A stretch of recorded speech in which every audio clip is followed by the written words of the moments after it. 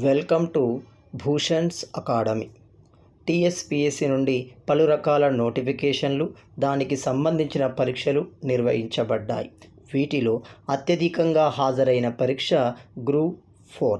TSPSC ప్రకారం దాదాపు 8 లక్షలకు పైచిలుకు అభ్యర్థులు గ్రూప్ 4కి అప్లై చేసుకోవడం జరిగింది. దాదాపు 7 లక్షల పైచిలుకు అభ్యర్థులు హాజరు కావడం జరిగింది. దీనికి సంబంధించి ప్రాథమికకి ఇటీవలే ఫైనల్కి విడుదల చేసింది. దీంతో అభ్యర్థులకు వచ్చిన మార్కులపై ఒక స్పష్టమైన అవగాహన ఏర్పడింది. ఈ నేపథ్యంలో విద్యార్థులలో మొదలవుతున్న ప్రశ్న, ఎన్ని మార్కులకి కట్ ఆఫ్ ఉండవచ్చు, ఎన్ని మార్కులకి ఉద్యోగం రావడానికి అవకాశం ఉంది? ఈ అంశాలకు సమాధానం మనకి జిఆర్ఎల్ లిస్ట్ ద్వారా పూర్తిగా తెలుస్తుంది.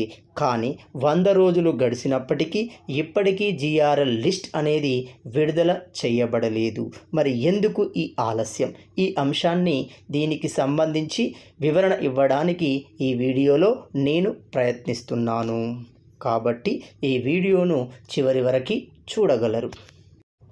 గ్రూప్ 4 జిఆర్ఎల్ జాబితా ఎందుకు ఈ ఆలస్యం? ఈ అంశం కోసం నేను టీఎస్పీఎస్సీ నుండి పొందిన సమాచారం, నా మిత్రుల నుండి పొందిన అథెంటికేషన్ ఇన్ఫర్మేషన్, పత్రికా ప్రకటనలు మరియు వివిధ రకాల మీడియా మాధ్యమాల నుండి సేకరించిన సమాచారాన్ని క్షుణ్ణంగా గమనించిన తర్వాత ఈ ఆలస్యానికి నేను 5 అంశాలను గుర్తించడం జరిగింది. ఇది పూర్తిగా నా వ్యక్తిగతం మాత్రమే. ఈ విషయాన్ని అభ్యర్థులు గమనించగలరు. 1. ఉమెన్ రిజర్వేషన్పై కోర్టులో కేసు ఉండటం. సుప్రీంకోర్టు తీర్పు అయిన Rajesh Dariya versus Rajasthan public service commission తీర్పు ప్రకారం మహిళలకి వివిధ రకాల నోటిఫికేషన్లలో 33.3% మాత్రమే రిజర్వేషన్ని సమాంతర రిజర్వేషన్ పద్ధతిలో కల్పించవలసి ఉంటుంది. కానీ టీఎస్పీఎస్సీ ప్రకారం గ్రూప్ 4లో మొత్తం 8,039 పోస్టులలో దాదాపు 50% మహిళలకు కేటాయించబడ్డాయి. ఈ విషయాన్ని అభ్యర్థులు కోర్టులో ఛాలెంజ్ చేయగా ఇటీవల హైకోర్టు మధ్యంతర ఉత్తర్వుల ద్వారా టీఎస్పీఎస్సీకి ఒక సూచన చేయడం జరిగింది. మీరు నోటిఫికేషన్లో సమాంతర రిజర్వేషన్ని అమలు చేయండి. టీఎస్పీఎస్సీ నుండి గ్రూప్ 4 జిఆర్ఎల్ లిస్ట్ మరియు తదుపరి చర్యలు ఆలస్యం కావడానికి ఇది ప్రధాన అడ్డంకి. ఎందుకంటే ఉమెన్ రిజర్వేషన్పై కోర్టు నుండి పూర్తి స్థాయిలో తీర్పు వెలువడకపోవడం. 2. ఒకవేళ తీర్పు వెలువడితే దానికి సంబంధించి నోటిఫికేషన్లో 33.3% రిజర్వేషన్నే అమలు చేస్తారు. ఎక్కువగా ఉన్న పోస్టులని రోస్టర్ వారుగా తిరిగి అమర్చవలసి ఉంటుంది. ఇది పూర్తిగా ప్రభుత్వం ఆధీనంలో ఉన్న చర్య. దీనికి సంబంధించి జీవోను విడుదల చేసే బాధ్యత ప్రభుత్వానికి మాత్రమే ఉండటం. 2వ అంశం, ఎన్నికల కోడ్. సాధారణంగా ఎన్నికల కోడ్ సమయంలో ఒక ప్రభుత్వానికి సంబంధించిన ప్రతి కార్యకలాపం ఎన్నికల సంఘం యొక్క పర్యవేక్షణలో ఉండటం జరుగుతుంది. మరి టీఎస్పీఎస్సీకి ఎన్నికల కోడ్కు సంబంధం ఏంటి?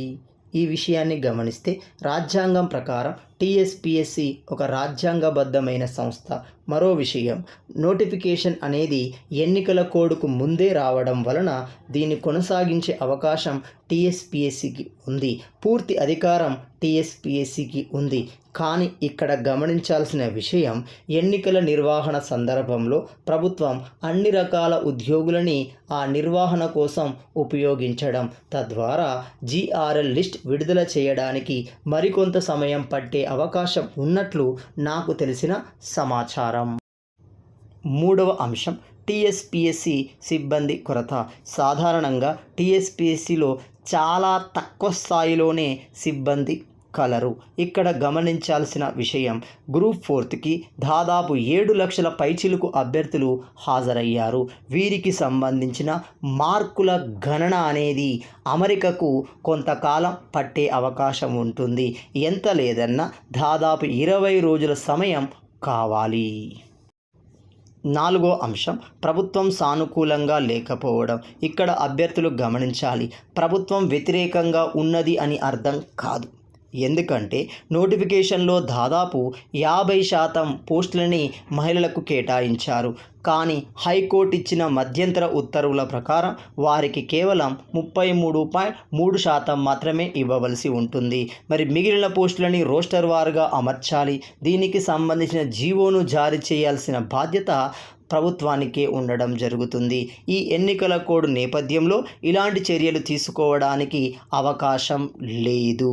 కాబట్టి ఇది మరింత కాలం పట్టే అవకాశం కనబడుతుంది. ఐదవ అంశం, ఇచ్చిన నోటిఫికేషన్లో పోస్టులను గమనిస్తే స్టేట్ క్యాడర్, సిడి లేదా కంప్రైజ్డ్ డిస్ట్రిక్ట్ క్యాడర్ 3 జిల్లా స్థాయి క్యాడర్గా విభజించబడ్డాయి. వీటికి అనుగుణంగా అభ్యర్థులని అమర్చవలసి ఉంటుంది. వీటికి ఖచ్చితంగా సమయం కావాలి.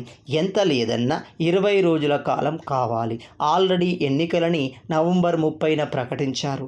మరి ఈ నేపథ్యంలో ఈ జిఆర్ఎల్ లిస్ట్ విడుదల చేయడం అనేది, దీని యొక్క సాధ్యాసాధ్యాలు అనేవి టీఎస్పీఎస్సీపై ఆధారపడి ఉంటాయి. ఈ విషయాన్ని అభ్యర్థులు గమనించగలరు. ఇక్కడ మరో విషయం, ఇటీవల కొంతమంది గ్రూప్ 4 రాసిన అభ్యర్థులు టీఎస్పీఎస్సీని సందర్శించడం జరిగింది. అప్పుడు టీఎస్పీఎస్సీ నుండి వచ్చిన సమాచారాన్ని గమనిస్తే రానున్న 10 రోజులలో జిఆర్ఎల్ లిస్టుని విడుదల చేయడానికి అవకాశం ఉన్నట్లుగా తెలిసిన సమాచారం. నాకున్న సమాచారం ప్రకారం టీఎస్పీఎస్సీ సిబ్బంది గ్రూప్ 4 జిఆర్ఎల్ లిస్ట్ రూపకల్పనలో నిమగ్నమై ఉన్నది వాస్తవం. మరి జిఆర్ఎల్ లిస్ట్ అనేది రానున్న 10 రోజుల్లో రావడానికి అవకాశాలు ఎక్కువ. ఒకవేళ రాకపోతే ఖచ్చితంగా ఎన్నికల తర్వాత విడుదలయ్యే అవకాశాలు ఎక్కువగా కనబడుతున్నాయి. ఈ విషయాన్ని అభ్యర్థులు గమనించగలరు. మొత్తంగా నేను గమనించిన అంశం, గ్రూప్ 4 రాసిన అభ్యర్థులు 1000 కళ్ళతో జిఆర్ఎల్ లిస్టు కోసం వెయిట్ చేస్తున్నారు అనేది వాస్తవం. వీరి కోరిక త్వరలోనే నెరవేరాలి అని, రానున్న 10 రోజులలో జిఆర్ఎల్ లిస్టు విడుదల చేయబడాలి అని కోరుకుంటూ మీ భూషణ్ సార్. Thank you. దయచేసి నా ఛానల్ని సబ్స్క్రైబ్ చేసుకోండి. ఈ వీడియోని షేర్ చేయండి. మీ విలువైన సమాచారాన్ని కామెంట్ రూపంలో తెలపగలరు.